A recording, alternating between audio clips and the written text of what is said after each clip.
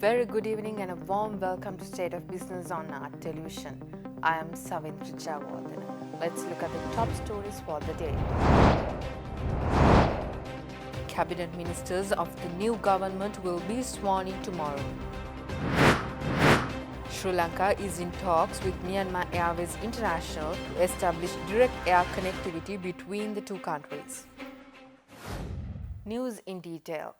Prime Minister Mahinda Rajapaksa assumed duties at the Temple Trees in Colombo this morning for the fourth time. Swearing of the Cabinet of Ministers for the new government will take place in Kandy tomorrow. Mahinda Rajapaksa was sworn in as the new Prime Minister before President Gotabaya Rajapaksa at Kalani Raja Mahavihara last Sunday. Accordingly, the new Prime Minister Mahinda Rajapaksa assumed duties in his new portfolio today morning. The ceremony took place at the Temple Trees with the participation of political party representatives, the Mahasangha and other dignitaries. On the other hand, ahead of the appointment of ministers and state ministers tomorrow, President Gotabaya Rajapaksa yesterday issued a 67-page Gazette notification detailing the duties for each ministry with the objective of fulfilling the pledges in his election manifesto, Vistas of Prosperity and Splendor. A 28-member cabinet and 40 state ministers will be sworn in tomorrow before President Gotabaya Rajapaksa at the historic Magul Maduwa in Kandy. All cabinet ministers have been given common responsibilities to fulfill, including coordination with the relevant state ministers and adhering to collective cabinet responsibility, keeping expenditure within the allocated amounts in the budget and ensuring all departments, corporations that come under the purview of each ministry also are held accountable. The Gazette said both cabinet and state ministers are also responsible to Parliament in keeping with the provisions of the Constitution. Funds will be allocated separately to cabinet ministers and state ministers. With the emphasis of the President's manifesto on developing information technology and connectivity, 7 state institutes have been designated for guiding and coordinating the work of all ministries. These include the Telecommunications Regulatory Commission of Sri Lanka, Information and Communication Technology Agency, Sri Lanka Computer Emergency Readiness Team, Board of Investment, Colombo Port City Project and Sri Lanka Telecom. Sri Lanka Tourism Development Authority confirms that the all-inclusive Sri Lanka Tourism App is ready and awaiting approval from the Immigration and Immigration Department to be linked with the online visa process. Sri Lanka Tourism Development Authority Chairperson Kimali Fernando notes that the cabinet paper required for the app to be authorized will be one of the first cabinet papers by Sri Lanka Tourism for the new Cabinet of Ministers. Version 0 of the travel app is being developed with funding from the UN and it will be upgraded to allow tourists to have all the necessary information required to get around the island. Moreover, this app will assist SLTDA in tracking down the whereabouts of the travelers entering the country post-COVID-19.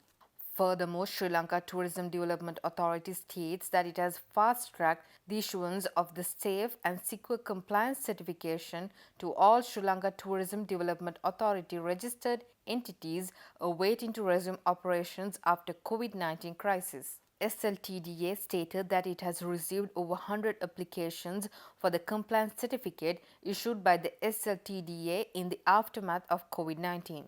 The compliance certification is open to all accommodation providers and travel agents registered with SLTDA, the regulatory and standard setting body of the industry. Myanmar Embassy in Colombo announced that Sri Lanka is in talks with one of the private courier services, Myanmar Airways International, to establish direct air connectivity between the two countries. The Ambassador-designate of Sri Lanka to Myanmar, Dr. Nalin De Silva, stressed the importance of cultural and historical ties between Sri Lanka and Myanmar in a meeting held with the top management of Myanmar Airways International, known as MAI. Myanmar Airways International Chief Executive Officer Saravanan Ramasamy and Chief Commercial Officer Tans Kumar represented Myanmar Airways International in the discussion with the representatives from the government side. The discussion also explored the possibility of having a circuit connecting Colombo Yangon Buddha Gaya or Colombo Yangon Kathmandu with the view of gaining economic benefit out of the religious significance of these countries to their respective markets.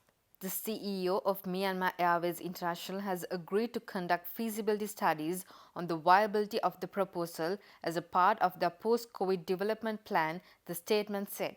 The ambassador designate highlighted the significance of direct air connectivity in promoting tourism industries in both destinations. It was underlined that travelers between the two countries spending a considerable time at transits while the flight time is just less than 3 hours. He also assured that there would be a sizable traffic up and down between these two significant destinations underpinned by historical, cultural and religious affinities. Both the parties were positive towards the suggestion and had agreed to conduct feasibility studies on the viability of the proposal as a part of their post-COVID development plan. Stay tuned for more news right after this break.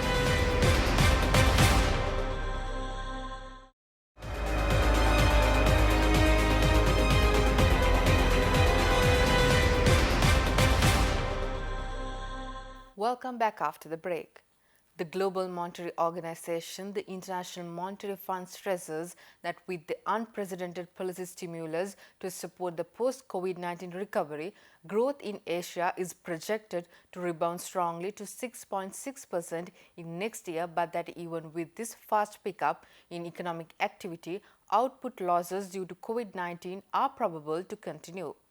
It further predicts that Asia's economic output in 2022 will be about 5% lower compared with the level predicted before the crisis. Asia has been hit hard by the crisis. We now forecast a deeper contraction in 2020 and a more protracted recovery than our projections in April.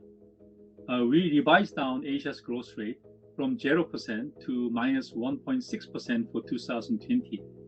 In the absence of a second wave of infections, growth is projected to rebound to 6.6% in 2021. But even with this pickup, output losses due to COVID-19 are likely to be permanent, and we project Asia's GDP in 2022 to be about 5% below compared with the level that we projected before the crisis. Asia's outlook varies across the countries depending on the progression of their pandemic, available policies, and the policy responses they have taken so far. And most of all, its reliance on the global economy, in particular through trade, tourism, and remittance flows, whose recovery we are expecting to be slow. We revised down growth forecasts for almost all Asian countries. Furthermore, the director of the IMF's Asia and Pacific Department, Chang Yong-ri, added that the government should be transparent in allocating resources without neglecting the vulnerable groups, especially when it is faced with a pandemic such as coronavirus. It is important to ensure that available resources are being reoriented toward the healthcare and the income support for most vulnerable sections of the economy, such as the poor, informal workers, and self-employed businesses. To ensure better use of the fund resources and preventing the misuse of our resources, STEP has been seeking commitment in letter of intent on various government safeguards. These commitments are, needless to say, are tailored to country-specific circumstances. World Health Organization laments that there is a vast global gap between funds needed to fight the coronavirus pandemic and funds committed, and that the WHO is only 10% of the way there. Expressing views at the regular COVID-19 press briefing held yesterday, WHO Chief Dr. Ghebreyesus added that over $100 billion are needed for the vaccines alone. As countries work to suppress COVID-19, we must further accelerate our work to rapidly develop and equitably distribute the additional tools we need to stop this pandemic. Just over 3 months ago, we launched the ACT Accelerator as the fastest and most effective way to do this. The coming 3 months present a crucial window of opportunity to scale up the work of the ACT Accelerator for global impact. However, to exploit this window, We have to fundamentally scale up the way we're financing the ACT Accelerator and prioritize the use of new tools. There is a vast global gap between our ambition for the ACT Accelerator and the amount of funds that have been committed. While we're grateful for those that have made contributions, we're only 10% of the way to funding the billions required to realize the promise of the ACT Accelerator. And this is only part of the global investment needed to ensure everyone, everywhere, can access the tools. For the vaccines alone, over 100 billion will be needed, US dollars. Stay tuned for more news right after this break.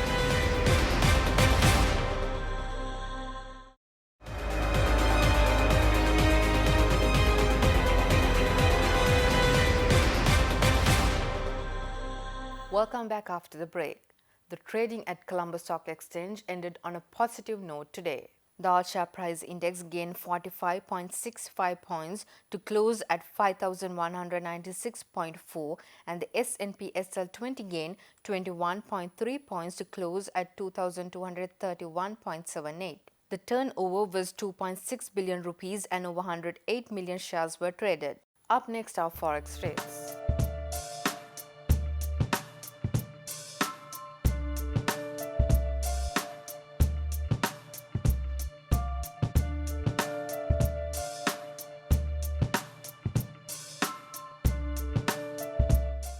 That's all news for today. From tomorrow onwards, State of Business will be aired at 7:45 p.m. along with its repeat telecast at 11:30 p.m. Until then, take care and good night.